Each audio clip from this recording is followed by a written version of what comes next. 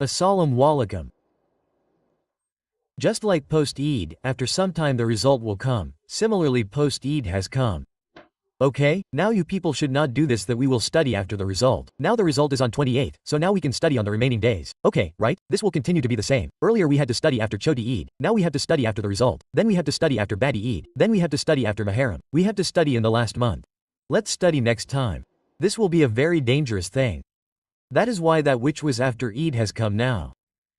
Now after that such a phase should not come again. Okay, right?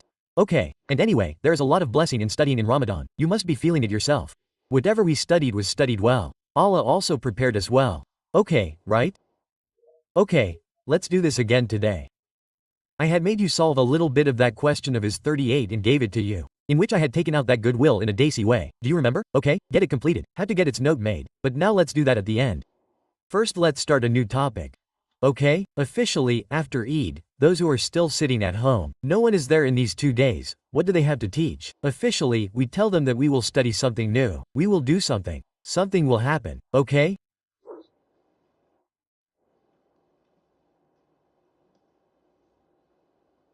So what is your name?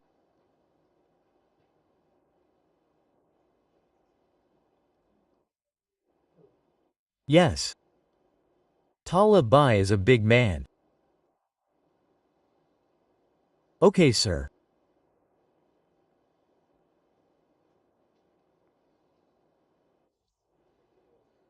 How many dollars do you have in your pocket?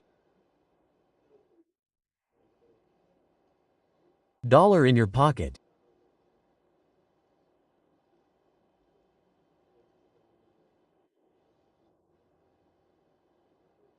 Yes, now $1 is equal to $1. How much is it equal to nowadays? It is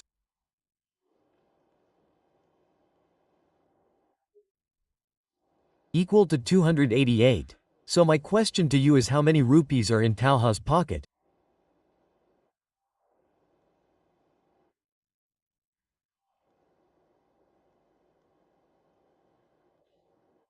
My question to you is, sir, 23 is amazing. No, how did you take out 100 rupees? We said, sir, dollar is 8 and dollar is equal to 288 rupees, so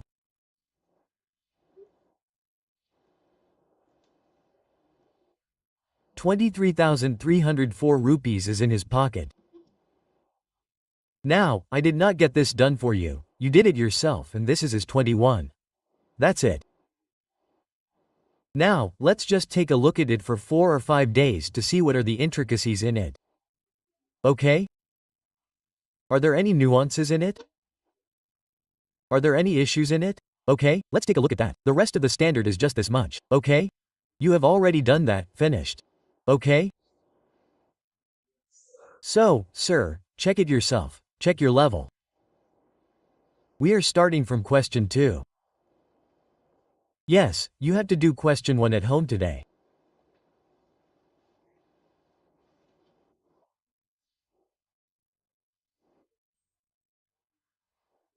Yes, children. Bashir Limited having year-end of the 30th of June buy good from an overseas supplier, buy goods from an overseas. Bashir buys things from overseas supplier sitting over overseas seas.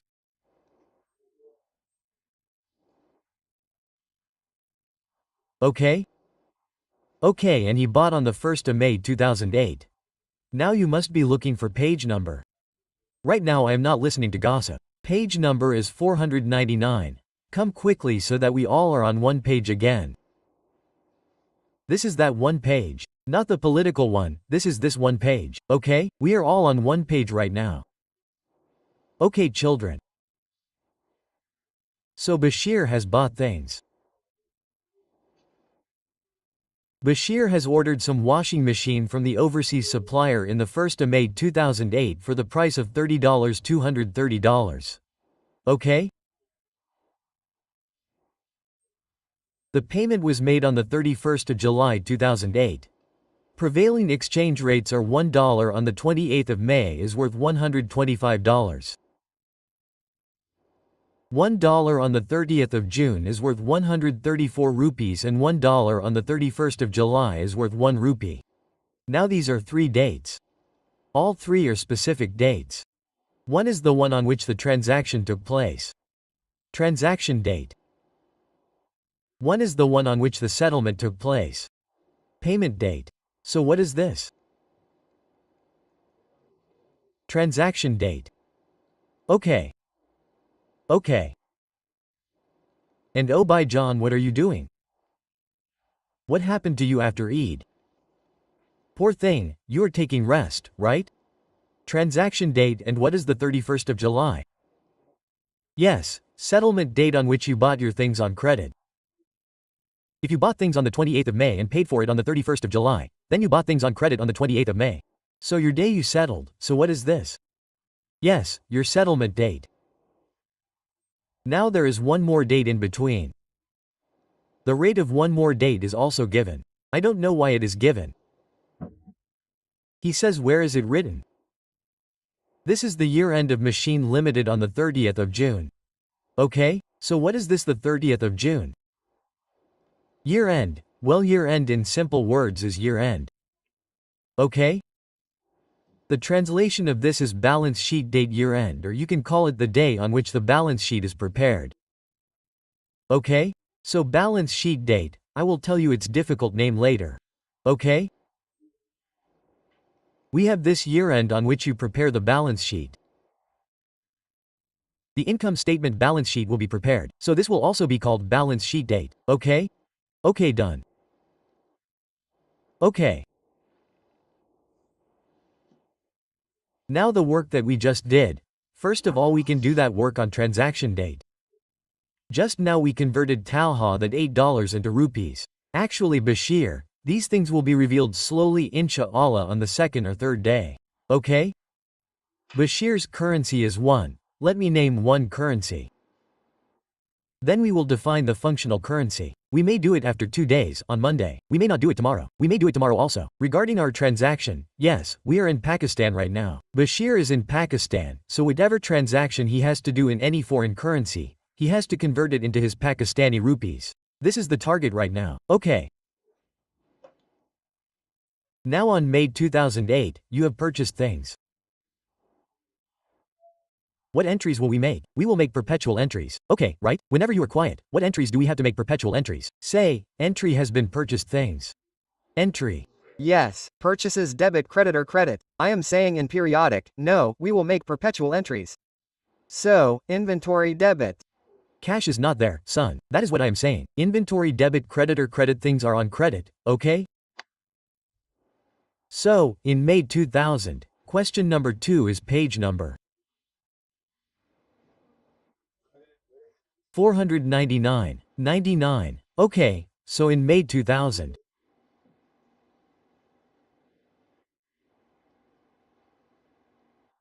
Eight. Inventory debit and credit or credit.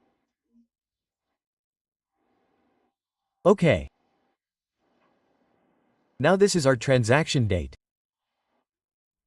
What is this? Transaction date. So the principle of transaction date is that you have to record the transaction on the transaction date. At the spot rate of that transaction date. What did I say? Spot rate. Spot. The rate of that spot. The rate of May 2000. This transaction will be recorded at the spot rate of May 2000. How much rupees worth of things have you bought? How many dollars worth of things have you bought? $230. Now, because we are sitting in Pakistan, we have to make our general entry in Pakistani currency. So, we will have to convert it to Pakistani currency. We are not making a final entry in dollars. We are preparing the finance in rupees. So what will we do? We will multiply this $230 by 125 rupees. Okay. So how many dollars? Asterisk 125 per dollar. The answer is 28,750. Okay, sir, your entry has been done on the transaction date.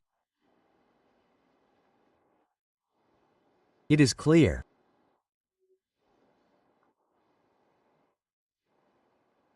Now the year end has come. Like Talha Bai had $8 lying with him. He did not use it. The 30th of June came. Just a few days ago, the dollars lying in his pocket. We had said that $1 is worth 288 rupees. So, at the end of the year, his dollars are the same. But the value in rupees will not change due to the fluctuations in the exchange rate. Like we say that if 1 rupee increases by 1, if the value of dollar increases by 1 rupee in the exchange, then the debt increases by this many rupees. What does it mean if I have a liability on me? If $1 was earlier worth 288 rupees and we have to buy the same $10 for 90 rupees, it means our liability has increased. If they have the next question about the asset, we have to ask about the debtor. If they have debtor, that is, they have the received dollar lying with them.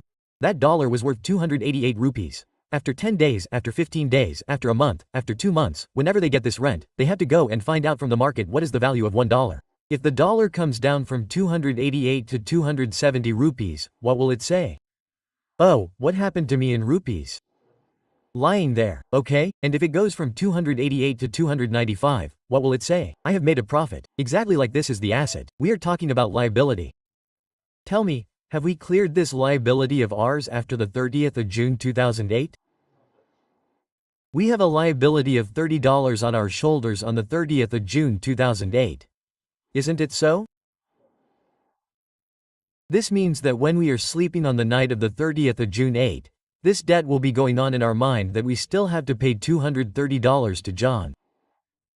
Okay? We had ordered items worth $30, so we still have to pay $230, and then while sleeping you will pick up your mobile and check the exchange rate. Why don't you check today while sleeping that how much is $1 worth so that I know what my liability is at this time? Okay? So this is called retranslating your liability on the balance sheet date. To whom? Yes, retranslation of liability. Now there are 2 things in this transaction.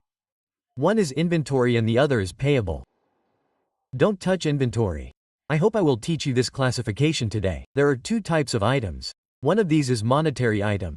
The other is non-monetary item. You must remember that you had studied the definition of intangible. I had asked you what it is. It is an identifiable non-monetary item without physical substance.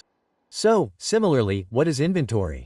If intangible asset is a non-monetary item, property plant equipment is a non-monetary item, investment property is a non-monetary item, biological asset is a non-monetary item, so, inventory is also a non-monetary item. Money or money in the form of cash means money itself lying in the bank or in cash or money receivable or payable. These are called monetary items. Either rupees lying in its pocket or dollar receivable or dollar payable. I will define it now, inshallah, in a little while. Anyway, there are 2 things. I am laying the foundation from now on. One is inventory and the other is creditor.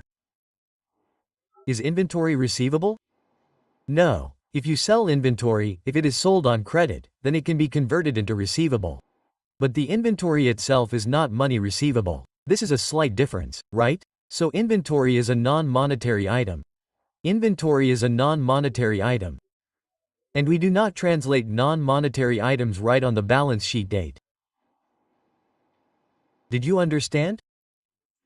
I will explain it again when I get a chance. Right now just remember this one thing that we will look at the liability on our end on the basis of yearly rent.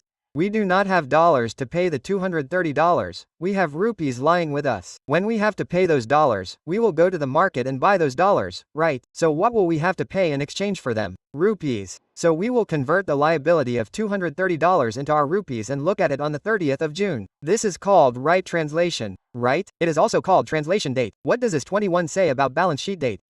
Translation date also says that the day you retranslate your monetary items. That means you have initially recorded the creditor. Liability has been recorded. But on the balance date you will retranslate it that I have come to know that this liability has increased or decreased. If there is an increase in the liability then it is a matter of sorrow, loss, expense, and if there is a decrease in my liability. If there is a liability, it will not decrease, then it is a matter of happiness. Gain income, did you understand? Now the 30th of June 2008, right? Sir, what do we call it? Sir, balance sheet date. This is called balance sheet date. You also call it translation date. Translation date means what will you do at that time? You will retranslate your monetary item. Okay? And at what rate will you do it? You also tell me. That means this is such an easy FA, so easy that you are teaching me yourself. It is not amazing, by the way. Yes. So you have to retranslate this liability on the balance sheet date. So at what rate will you do it? The support rate which will be of that balance sheet date. The support rate of the year end, okay? So you have to do a calculation. You have to leave two lines in which there will be debit credit double entry, right? Okay? And you have to do a versus calculation. Okay? Right now we are keeping things simple, then we will see if we will make ledgers on difficult questions. For now a simple versus calculation. What do you mean? You are getting ready to sleep and while going towards the bed you recited the tilawah. There is a debt in your mind, right? There is a debt. There is a burden of debt. What is going on in your mind? I have to pay $230 now.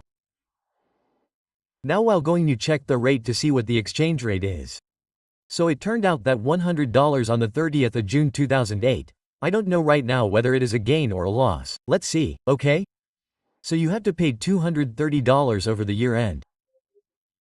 If you want to do this on $230, then how many rupees do you need in terms of dollar at $134? 30. Now you have to fight this 30,820. With whom?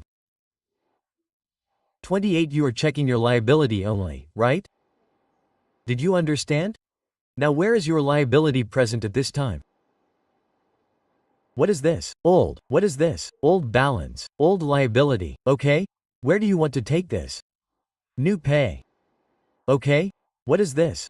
This is the old balance. Okay, sir. This is the old balance. And what is this? New. So we are going from old to new. Let it be more clear. Look at this new. From new old to new means what was your old balance of liability? 28,750. What is your new balance of liability? So you tell me whether your liability is increasing or decreasing. Now you can make entry in both ways. Increase in a liability is a matter of sorrow. So sorrow loss debit and liability credit. But what is the simpler way than this? What is the nature of liability? Credit. So is the liability increasing or decreasing? If we want to increase it, what will we do with the liability? Credit. So here we have written creditor credit. Creditor credit. By how much? We have to take the difference. How much? 7. Okay. Now this increase in liability, is it a matter of happiness or sadness? It is a matter of sorrow. It is a matter of sadness. This is called loss expense. Okay? So you can name that expense anything. What did the accountants and the standard name it? Exchange loss. What did they name it? Yes, exchange. That means we incurred this loss due to the fluctuation in the exchange rate. We did not do anything else. We had purchased the things. We only had a liability on us. So that's it, okay? But we incurred this loss on the year end only due to the fluctuation in the exchange rate. So what is the name of this loss? Yes. Where do we have to take it? In profit and loss. What does this 21 say about the treatment of exchange loss? Where will the exchange loss go? In P&L. Okay, sir? So we have found the balancing figure. And where will it go? In profit and loss. 207. This 21 is going on. I am teaching you as 21. What does this 21 say? Record the transaction at spot rate, and in that transaction if there is any monetary item of yours, which is outstanding even on year rent, is money receivable or money payable. At this time it is money payable. The creditor is a money payable, okay? So what should you do? Retranslate it on the balance sheet date. Do not do inventory. Rule I2 is that monetary items have to be retranslated as non. Do not do monetary. Inventory is not a monetary item, because what is the definition of monetary item? Money itself or money receivable, money payable. Okay, inventory is not a monetary item. Yes. If you convert inventory into sales and cash comes in that sale, then it is money. Or cash does not come. If you sell it on credit, then it becomes a receivable. So what is this? Money receivable. Okay? You bought something. Inventory debited, cash paid. Cash credited, so money outflowed. You bought inventory on credit, so inventory debited, creditor credited. Now what is this creditor? Money payable, but inventory is not a monetary item. Keep it aside. Do not retranslate monetary items at year-end, never. Yes, there are exceptional cases, we will see them in IS 40 and IS 16. When there is a revaluation model or fair value model, we will go there and see what to do. For now, just make sure that monetary items are not to be retranslated at year-end. Whereas non-monetary items have to be retranslated above year-end. The balance sheet has to be retranslated at the debt rate. Whatever gain or loss can be gain or loss.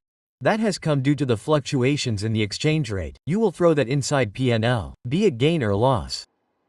Be it gain or loss. Okay? Okay. Now the 30th of June 8 has passed. What has happened after that? On the 31st of July we paid the goods and the payment is made on the 31st of July 2008. Now what is this, the 31st of July 2008? Yes. The 31st of July 2008 is our settlement date. The day we are settling our date. Okay, so our settlement date has come. Okay, in the case of the debtor also we will say the same settlement date. In that it will be that the other person will be settling his date. Okay. Our money will come. Will they say again that we will have a full discussion again, that we have to re-telecast that monetary issue? That's it, we will discuss it now. There is a complete discussion. I will make a long list. Creditor is monetary item. I am not calling it asset. Monetary item means it can be money payable also. It can be money receivable also. Debtor is also monetary item. Creditor is also monetary item. Loan receivable is monetary item. Loan payable. Interest receivable is monetary item. Interest payable is monetary item. Inventory is non-monetary. PPE is non-monetary. Is 40's invested property is I-41's biological asset is pear plant is wash dog is all non-monetary. They can be converted if sold. If you sell it on credit then it can become receivable payable. Okay, now there will be entry in cash, cash and cash. Yes, cash itself is monetary item, right, cash. What did I do with Talha's cash earlier? Now what did you say? His $8 is in his pocket itself, so the cash lying in his pocket will also be retranslated. It is money, isn't it? Apart from money, which monetary item is money receivable, money payable? We have to discuss it now. It's too early. Leave it. The simple thing is that creditor payable was a burden on you. Was it a burden on you? What do you have to do with that burden? What do you have to do with that liability? You have to retranslate it at the end of the year. Okay?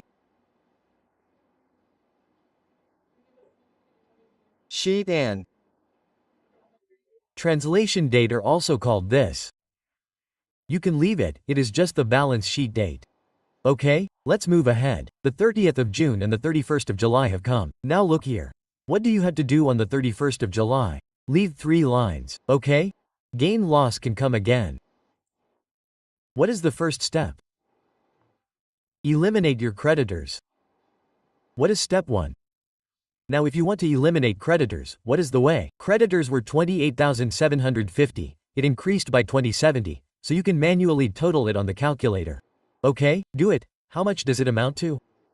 So, in my opinion, its B means that it is already available. Then, just pick it up. That means you picked up the creditor from here and took it here. So, the creditor is standing at 30,820 at this time. Once it is paid, the creditor is over. Now, if we are settling it, what will we do with the creditor? Tell me, has the creditor become debit? Debit is fine. How has it been settled with 300,820? By payment. By payment means it was done on cash. Now, this cash, skip 1 line so that the gain loss gets adjusted here. You always have to take this cash at the rate of the settlement date, because now you have to go and pay this $230. You have to pay the next one, so you went to buy it from the market today. Now, when you went to buy today, how much was $1 worth? 131, okay? So, $1 is 131 rupees. So, to buy 230 rupees, you had to pay $131 for every dollar. Tell me, what happens? 30. Now look here. Well, the balancing figure will do. But let's think logically. Tell me, you had a liability of 3030, so it is the same. I don't say common, I say it like this. You had a liability of 800 rupees, rupee 130 rupees 820. After paying 130 rupees and getting rid of the life, are you happy or sad? Question mark. Okay, if you are happy, what will you call it? The gain will go to P&L only, that too. Now this balance figure also tells you about the entry here, okay? So 30,130 you always have to take cash. It is obvious that the payment has been made at the spot rate. So what is the balancing figure coming? 690.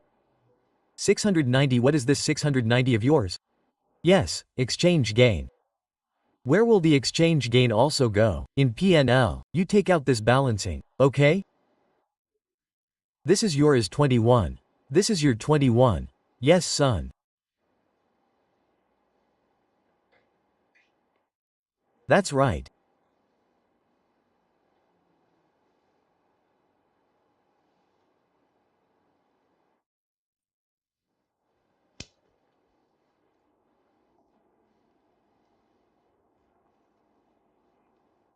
Now do the next homework. First you do the fourth one. Buy goods from overseas supplier. So I have done the second one for you.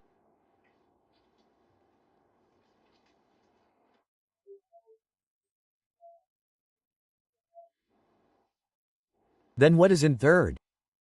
Sold goods. But I am getting the fourth one, the sold goods one. So I am getting this done for you. You have to do the fourth one. Okay? In fact, you are doing the force first. Is there a slight change? I asked you the question in which I had bought the things. Give you the question in which you have sold the things. If you bought on credit, then it was the creditor. If you sold on credit, then it was the debtor. Okay?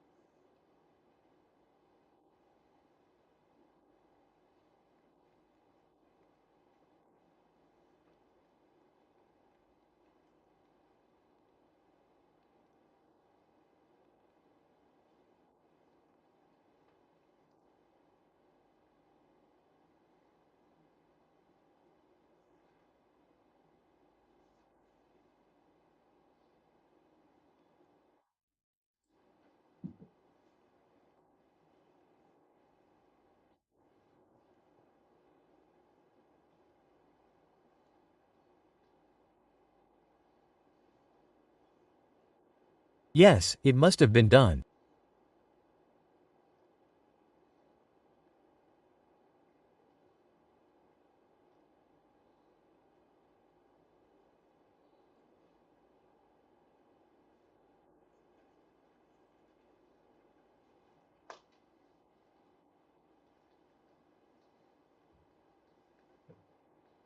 Let's check what did you do then.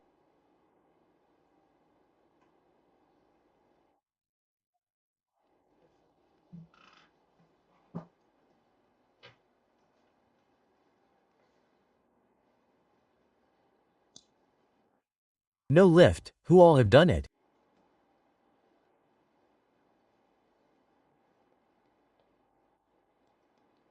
Let's do something together.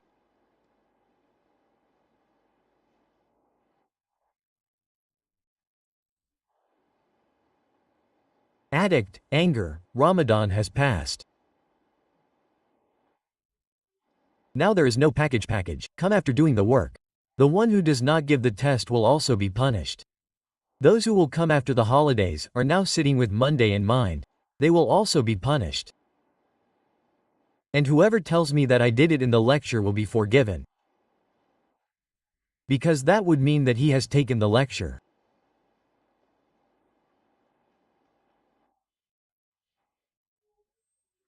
Okay. Habib sold goods to overseas customer for UK pound 935 on the 12th of December 2011. Transaction date is 935 pounds.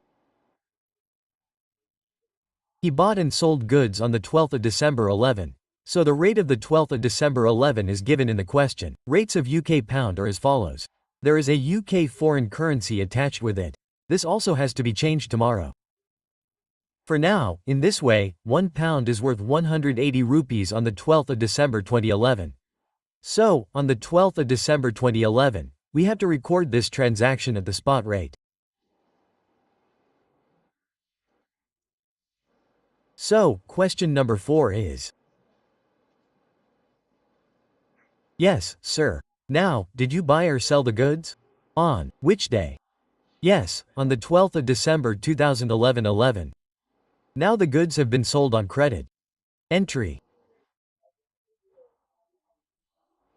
Debtor debit sales credit. Debtor debit sales credit, and the transaction has to be recorded. How many pounds are there at the spot rate? 900 is. 35 pounds and £1 is worth 80 rupees on this day. What is the answer? 168. 168. 300,168,300. Okay, sir. Now the next thing, you have been told about the entries for perpetual. So, we will do the entries for perpetual only. Actually, in this question, I do not know what was the cost of these products that I have sold. If it was, the cost in the question, if given, I am telling you for this topic. If cost is given in the question, then entries of debtor debit, sales credit have to be made and entries of cost of sales debit, inventory credit have to be made as well. But now that because I do not know, so I should write that entry as pass entry.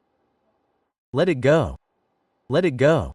I have told you verbally that it will come in the next question. Just remember it. If cost is given, then debtor debit, sales credit along with cost of sales debit, inventory credit. We have sold things, so normally cost is given in local currency only. So we have to make our entry. Cost of sales debit, inventory credit. Okay? Okay. We will do it. Maybe it is a question of fixed asset. Anyway, there is a question in past paper in is 41 in which is 21 was mixed. That part also has to be done now after this. Maybe it is not there in that also. Okay, cost entry will come tomorrow. And onwards it will happen in the questions. For now just remember this much. Debtor debit sales credit, cost of sales debit, inventory credit, both entries have to be made. If cost was given, then we would not have done it, so that is why we are not doing it. Okay, let's move ahead. Next, sir, they say year end is the 31st of December 11. Okay, year end is coming in. My question is that if before the year end, that is, if this settlement had been done before the year end, if the payment had been received on 27th or the 28th of December, would there have been a need for year end red translation? Then there would have been no debtor. There would have been no creditor. Okay? So when is there a need for red translation? When your monetary item is present at the year end. He would have had those 8 rupees in his pocket, rather we would have taken the right route and forgotten it. We saw 2,300 rupees, so $300 we said, okay friend, today tea is from you. So that would have been saved. Then who does he retract at the end? Okay, right? So it has to happen first, right? Now anyway, 31st number came in between. Now on the 31st of December, 1 UK pound became 170 rupees. Well, anyway there is no need to think verbally. We will keep the mechanism such that it will give us the correct results. But still you think yourself, 1 pound was worth 180 rupees when it was sold. Okay? Now at the year end, the pounds have not come yet but our currency has strengthened a little. Our currency has strengthened, right? That is why earlier one used to get 1 pound by paying 180 rupees. Now £1 is coming by paying 170 rupees. So this is a good thing for the country. But it is not a good thing for the one from whom the pounds were to come.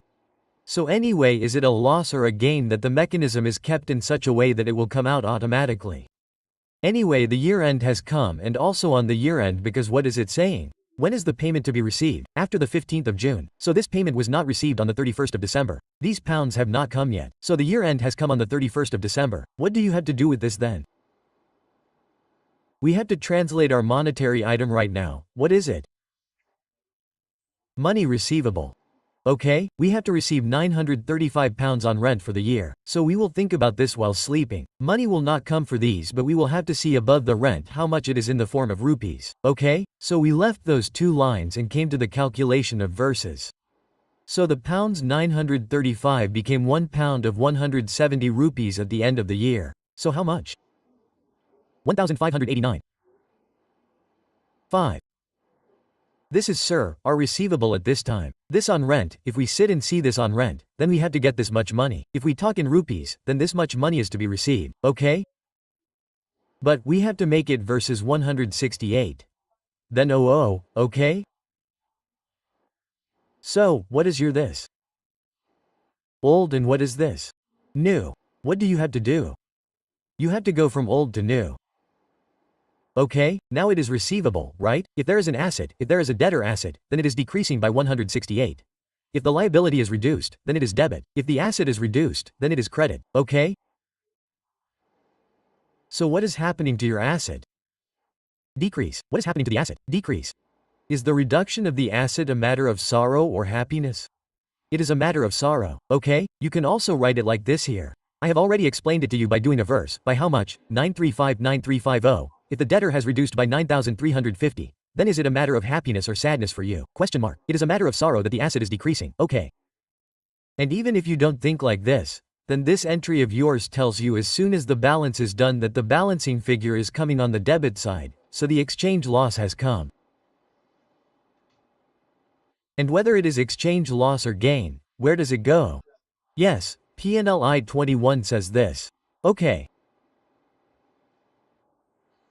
That means the reduction of liability is happiness and the increase of asset is happiness. But what happened at the end of our year? The liability of our previous question had increased. Gamma came. And now our asset has decreased. So we got double A gamma. Okay, yes, this is a different matter. If both the transactions were in dollars, then perhaps we would have got a middle account of the receivable payable. But here we have already suffered a loss. Let's move ahead.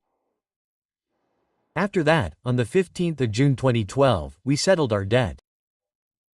So actually we sent £935 on the 15th of June. So on the 15th of June, when we did not have £935, when we went to the money changer to collect it, what did he take from us? 184 rupees in exchange of £1. Oh sorry.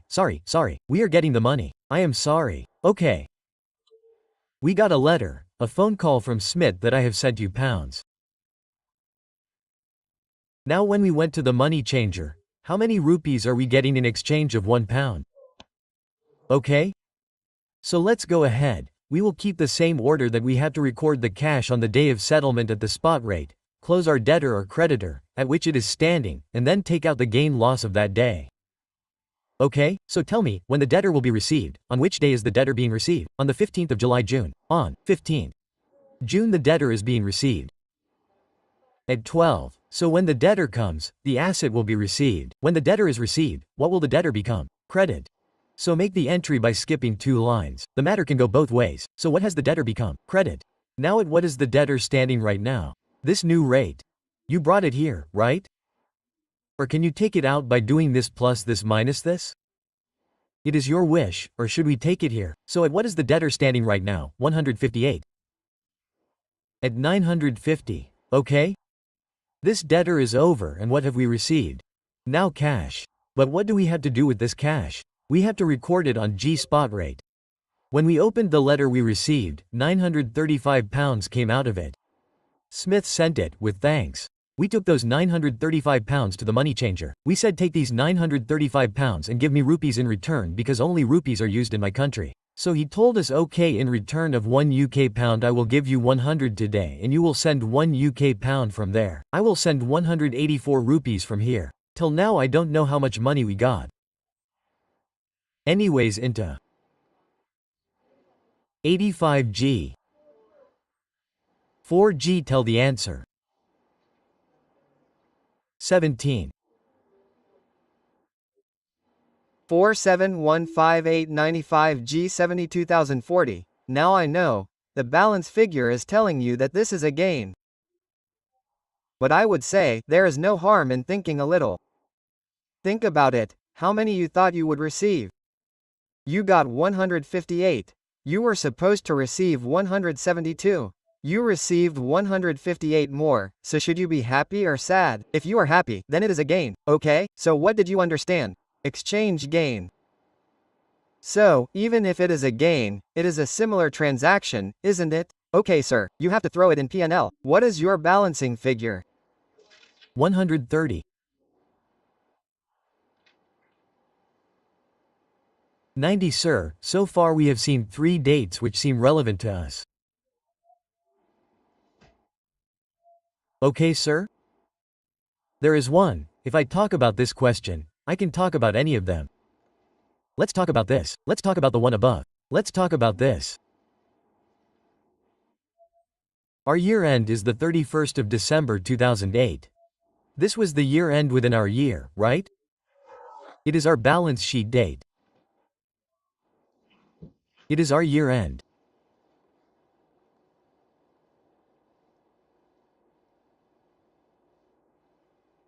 What other name did I give to it? It is called translation date. Not transaction, but translation date.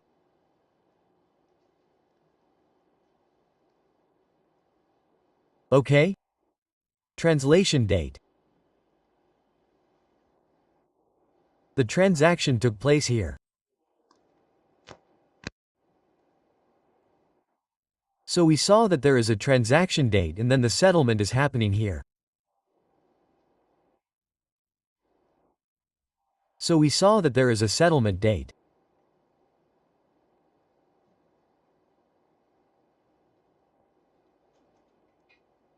This was May in our question. It is like this, and our settlement date was the 31st of July. So what will be used on your transaction date? Spot rate. What will be used, brother? Spot rate. If you have to retranslate on the balance sheet date, then the rate that will be used for your retranslation on that day will be the spot rate of the balance sheet date of that day. And when you settle, then the spot rate of the settlement date. Okay?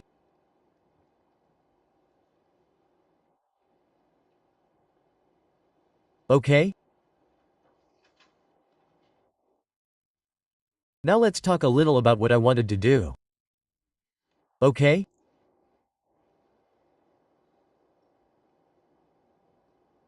Let's take 2 or 4 such examples of monetary items.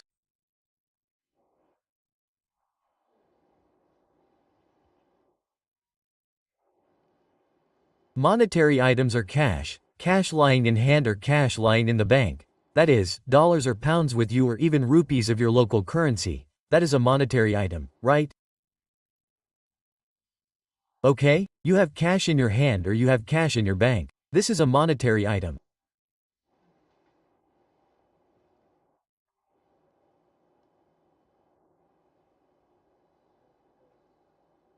You get courage debtors like this. I will keep on speaking, you just keep telling me a little bit like this.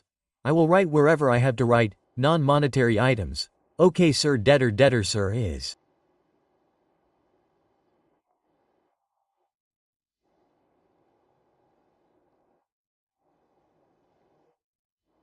Monetary or non-monetary? Monetary item, because what is this? What is money receivable? This money receivable. Okay, yes. Okay, I will write it here. You have given a loan to someone. In a foreign country, wherever you have given it, even then it is of a foreign country, actually it is of foreign currency. So it has to be retranslated. Okay? So loan non-receivable, monetary or non-monetary? Monetary or non-monetary? Why is it monetary? What is this? What is money receivable? This money receivable. Okay, what are creditors? Creditors, creditors, creditors. Yes? Creditors monetary, non-monetary? This is payable. Why not put it in non-monetary? It is money payable. What is it? It is money payable. Okay? Well, you said loan payables altogether, right? Right? What is it? Monetary items. Okay, yes. What do we have with all of these? Monetary items. And what is the order of the standard regarding monetary items? That you should put them through the calculation of year-end versus year-end? We will put them through the calculation of year-end versus year-end. Okay, sir. I will write it like this. I told you this, which I explained to you in such easy words. What does it actually mean? Retranslate them. What should we do with them? Yes, retranslate. At balance sheet date. That is, what do we do with monetary items? Yes, now you have an example in front of you, right?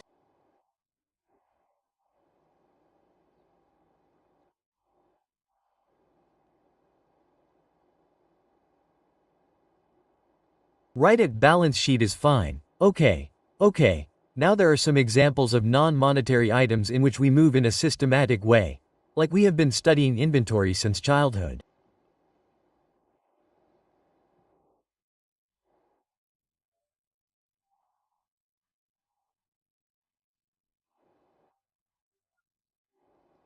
You read about inventory in your intro, so inventory is a non-monetary item because it is not money receivable. It is an asset. What is its benefit? What is debtor? A right to receive money in future. Right to receive cash in future. Debtor gives benefit. Cash will come in that form only. Okay? Inventory gives benefit. It should be converted into sale. Why? If the sale is in cash, then what monetary item is coming? Cash. If it is receivable, then I understand. Inventory itself is not a monetary item. Yes, it can be converted into a monetary item. Okay?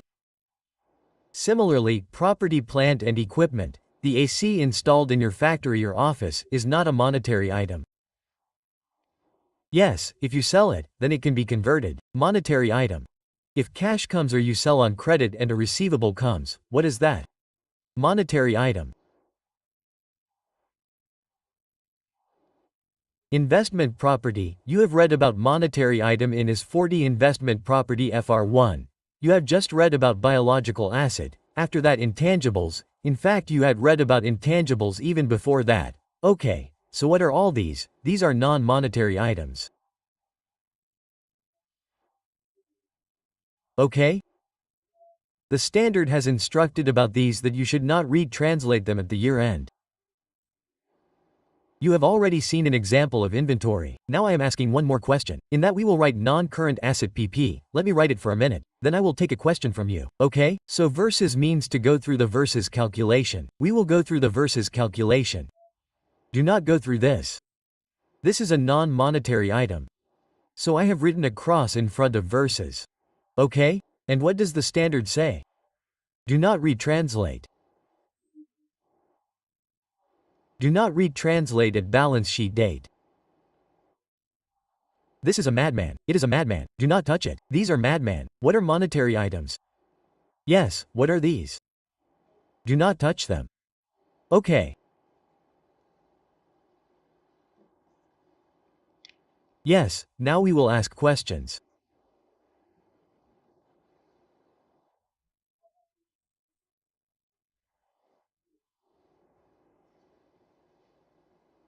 In the question, Insha'Allah, we have the questions. Do not worry, ask questions. You're talking about MFA.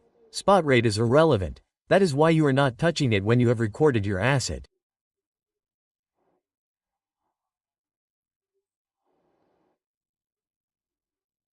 Maybe you have read it in some context. I have also read it in my fixed asset context, so I am talking about that. If you have bought PPE today, we will buy it now, right? If we buy PPE now, Then we will record it at the rate at which we bought it. Now we are not touching PPE after the year end, right? But son, how is the liability irrelevant? You have bought the asset on loan. When you have to pay it, you have to pay the money. Then how is it irrelevant? Okay? I am teaching is 21. Yes, sir. You can ask that from the MFA teacher, okay? Yes, let's move ahead. Okay. Monetary and non-monetary. I have just explained this classification to you, okay?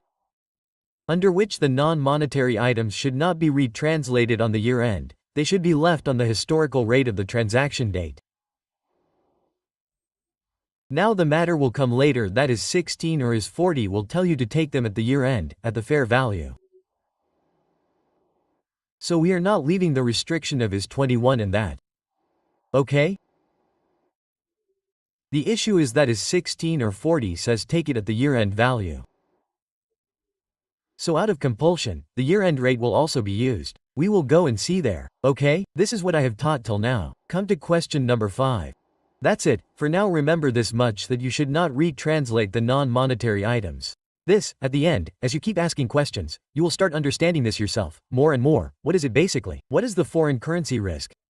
It has become irrelevant in terms of my inventory, right? For me, the rate of dollar or pound, when I am Bashir, if I have bought that inventory. Now it is not my problem if the dollar becomes $1 of 1 lakh rupees. It is not my problem, I have bought that inventory. When I have bought and brought the fixed asset. Now it is not my problem on the fixed asset. Yes, what is the issue? What I have to pay? Well, the tax people are different. We will go and study and is 12. The tax people are very cruel in this matter. That is 12 is coming to us, inshallah. Now after this, we will do IFR 16 at least. After that, the small breaks that used to be there in between to give rest have now become a matter of Eid. Therefore, after is IFRS 16, inshallah, is 12 will start directly. Def tax, our accounting says this, but the tax people have their own science. They will see it, inshallah, after going there. Right now I am not talking about the tax people. I am teaching you is 21. Okay, so do not touch the surrounding things right now. Focus on what is 21 says. Okay, that's right. If you read this, then you will be able to differentiate. Okay, that's right. Let's move on. Are you managing? A little. We will come to the 5 questions. Today is Jumat Mubarak, right? How long will the recording be? Our class is a little short today. There is about 1 hour left. How long will the class be? Come on. You have to do part 2 of this after 10 minutes. In fact, do it. Start part 2. Solve the question in part 2.